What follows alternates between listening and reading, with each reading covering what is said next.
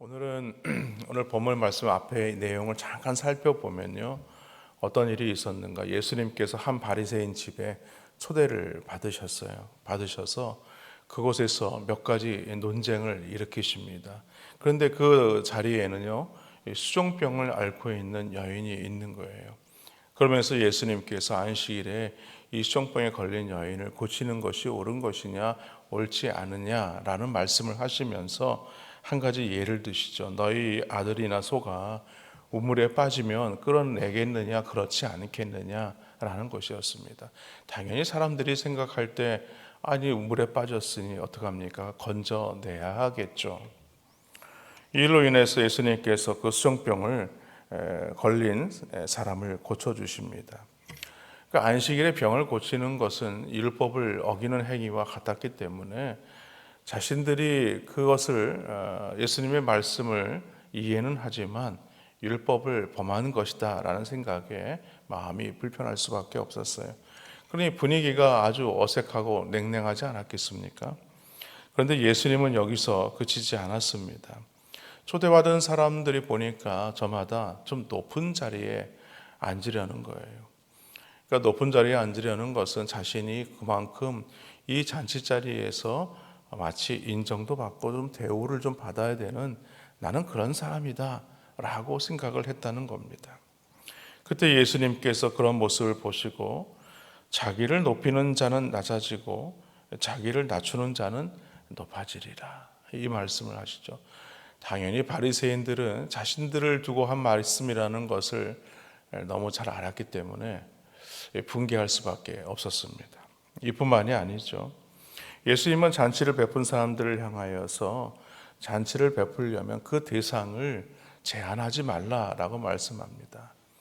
다시 말해서 사회적으로 명망이 있는 사람들만 잔치자리에 초대해서는 안 된다는 거죠.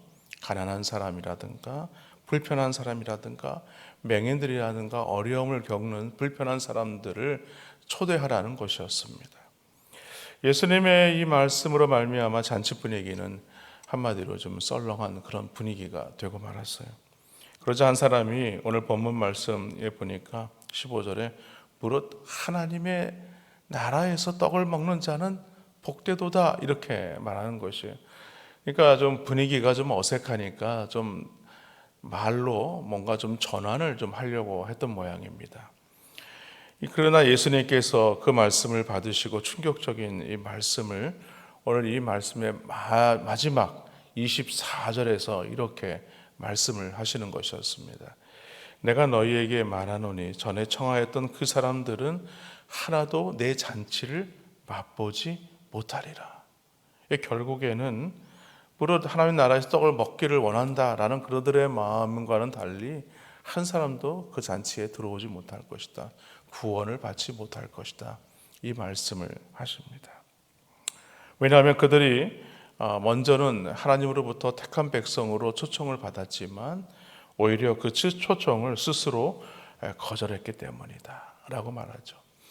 유대의 전통에 따르면 유대 전통에는요 잔치 자리에는 꼭 반드시 초대를 받은 사람, 말하자면 초대장을 받은 사람에 한해서만 그 초대 잔치 자리에 올 수 있었습니다. 아무리 사회적인 어떤 명망이나 돈이 많고 권력이 있다고 해서 올 수 있는 자리가 아니죠. 초대장, 주인의 초대장을 가지고 와야만 그 잔치 자리에 참여할 수 있었다는 것이죠. 다시 말해서 오늘 이 먼저 초대장을 받은 사람들은 누구인가? 아브라함을 통해서 받았던 바로 하나님의 택한 백성이라고 말하는 이스라엘 백성들. 그 이스라엘 백성들이 먼저 초대장을 받은 자들이다라는 것입니다. 그래서 주인은 이미 초청한 자들에게 종들을 보내면서 이제 잔치가 준비되었으니 오십시오라고 청하게 되죠. 예수님께서 이 땅에 오셨을 때 하신 말씀이 그 말씀 아닙니까?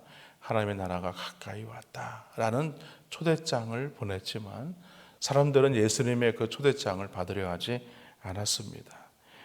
그들은요, 그 요청에 어떻게 반응하고 있는가? 18절에 보니까 다 일치하게 사양했다 이렇게 얘기하죠. 한 사람은 이르되 나는 밭을 샀음에 아무래도 나가보야 하겠으니 청컨대 나를 양해하도록 하라 이렇게 얘기하죠.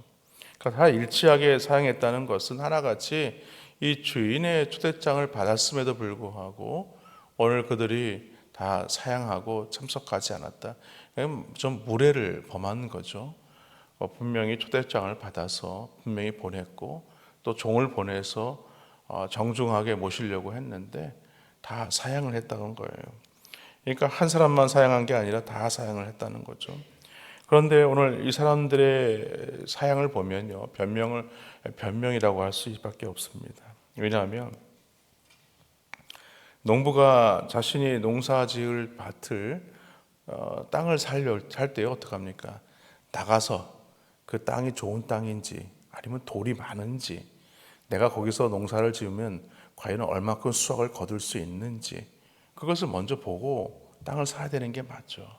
그런데 땅을 샀으니 내가 이제 나가봐야겠다, 가서 땅을 봐야 되겠다 이렇게 얘기하고 있는 거예요.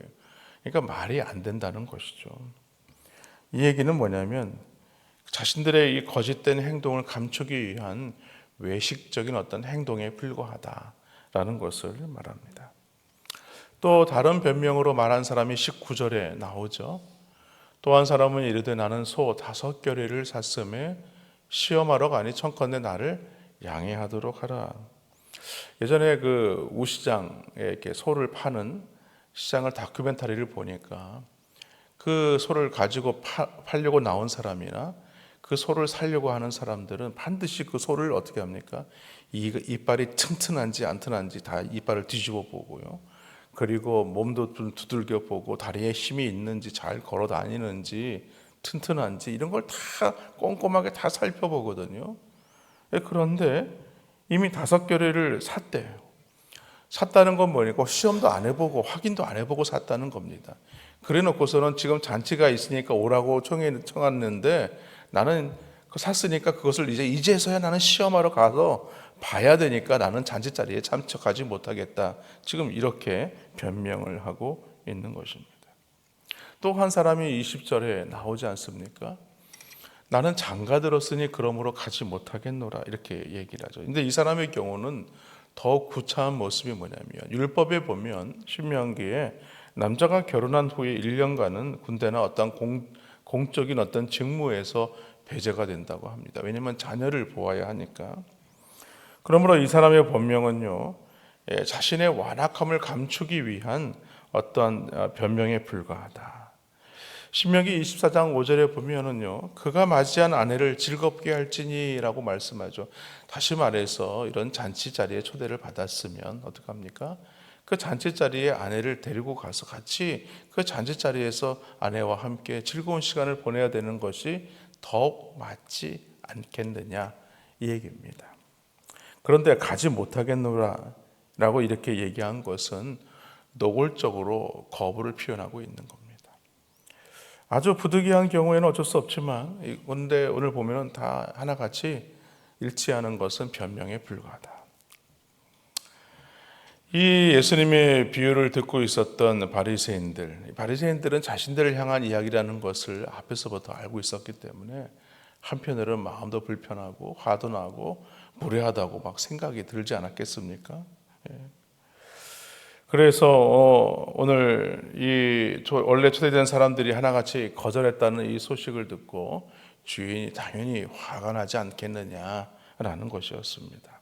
그래서 주인은 다른 사람들을 이 잔치 자리에 초대를 했다는 것이죠. 종들에게 명해서 누구를 초대하고 있는가? 21절에 보니까 종이 돌아와 주인에게 그대로 고하니 이에 집주인이 노하여 그 종들에게 이르되 빨리 시내 거리와 골목으로 나가서 가난한 자들과 몸 불편한 자들과 맹인들과 저런 자들을 데려오라. 이 얘기는 무슨 말이냐면 이스라엘 백성들이 봤을 때에 자신들이 저들의 죄로 말미암아 저들을 그런 어려움을 겪는 죄인으로 여기는 사람들을 데려오라 이렇게 얘기하고 있는 겁니다. 그러니까 이제는 어떻게 보면 잔치 자리에 초대받은 사람들이 뭔가 좀 세상에서는 뭔가 좀 이렇게 인정받는 사람들이었다면 이번에 초대받은 사람들은 죄인으로 여기는 사람들이라는 것이죠. 그런데 그 잔치 자리가 남자 이제는 누구를 초대하고 있는가? 23절에 보니까 주인이 종에게 이르되 길과 산 울타리로 나가서 사람을 강권하여 데려다가 내 집을 채우라 이렇게. 이 얘기는 뭐냐면요, 이제는 죄인들을 넘어서서 이방인들에게까지 가서 복음을 전해라 이 얘기입니다. 이방인들을 초대하라.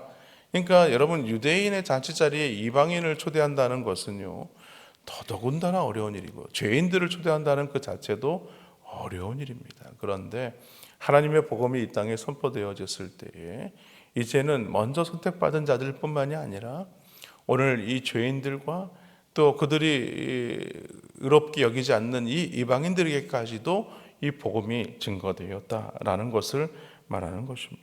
여러분, 유대인들이 생각하는 이방인들은 어떤 자들입니까? 지옥에 불태울 장작에 불과한 사람들. 그래서 그들은 아침에 일어날 때마다 그런 기도를 드린다고 하지 않습니까? 내가 이방인으로 태어나지 않은 것에 대해서 감사합니다. 유대인들은 그런 생각을 할 정도로 자신이 유대인에 대한 이 자긍심이 아주 많은 사람들이었어요. 이 얘기는 오늘 무엇을 말하는 것이겠습니까? 오늘 우리에게 주어진 이 구원의 은총에 대해서 우리도 유대인들과 같이 동일한 불의를 행하며 살아가지는 않는지 살펴보라는 얘기고, 또 한 가지는 뭡니까? 우리가 복음을 들은 자들로서 이 복음을 가지고 많은 자들에게 이 복음을 전하는 자리에 서야 한다, 이 말씀을 하고 있는 것입니다. 여기 강권한다라는 말은요, 이 강요한다는 말이 아닙니다. 이 강권한다는 것은요, 아주 강력한 사랑의 동기를 가지고 그들에게 가서 복음을 전하라는 얘기입니다. 그러니까 억지로 멱살을 붙잡아다가, 우리가 보통 그런 얘기를 하잖아요. 목사님들이 나가서 멱살을 붙잡아서 데려가 완전하라, 이 얘기가 아니에요. 이게 강권한다는 것은 내가 진짜 저 사람 너무 불쌍한 거예요. 구원받지 않으면 안 되는 그런 불쌍한 사람을 내가 진짜 사랑하는 마음으로 진짜 그 사랑의 동기를 가지고 가서 막 진짜 요청도 하고 설득도 하고 막 이해도 시키고 막 맛있는 것도 사주고 막 이러면서 그 사람을 데려오는 것을 강권한다, 이 얘기를 하는 겁니다. 그러니까 천국 잔치에 대한 초대는요, 그런 동기를 가지고 해야 한다는 거예요. 그냥 전도, 우리가 새생명 전도 축제 이렇게 하면 그냥 또 돌아올 것이 돌아왔구나 이렇게 생각하지 말고, 사랑의 동기를 가지고 내가 그랬지 않은가, 내가 그런 사람이어서 어떤 사람의 손에 이끌림을 받아서 내가 이렇게 그런 사랑의 동기로 교회에 나오게 되었는데, 예수 믿게 되었는데, 이제는 내가 그 동기를 가지고 그 사람들에게 가야지, 이런 마음을 가지라는 것입니다. 여러분, 우리 주위에 보면요, 믿지 않는 사람들 많지 않습니까? 그 사람들을 보면서 특히 가족들 중에도 믿지 않는 사람들이 있죠. 또 잃어버린 영혼들이 있습니다. 뭐 언젠가 나오겠지, 뭐 언젠가 그 사람이 또 하나님 앞에 또 나와서 정신을 차리겠지. 여러분, 그렇게 내버려 두면 안 됩니다. 그들을 향한 이 강력한 사랑의 동기를 가지고 기도해야 되고요, 그의 이름을 부르며 부르짖어야 하는 것입니다. 여러분, 우리는요, 초청을 받은 사람인 동시에 초청을 하는 종이란 사실을 잊어서는 안 됩니다. 오늘 본문 요지가 그거예요. 우리는 초청을 받은 자이지만 이미 우리는 초청을 받은 자뿐만 아니라 또 이 초청장을 가지고 가서 전해야 되는 종이란 사실을 잊어서는 안 된다는 것이 오늘 본문의 요지입니다. 그렇기 때문에 오늘 하나님께서 우리에게 자격 없는 자들을 자격을 주신 것처럼 그 자격을 가지고 우리에게 이 복음의 사명을 감당하시는 복음의 증인 되시기를 주님의 이름으로 축원합니다.